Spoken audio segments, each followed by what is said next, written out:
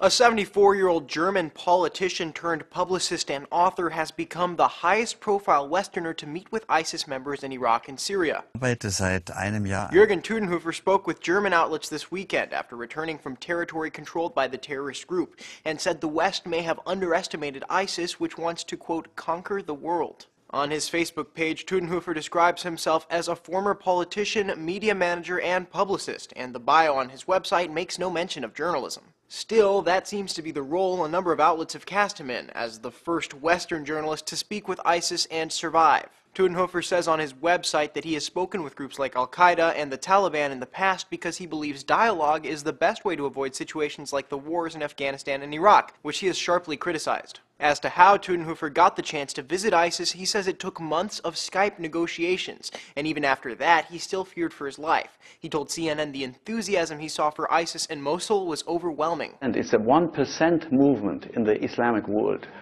But this 1% movement has the power of a nuclear tsunami. It's incredible. I couldn't understand this enthusiasm.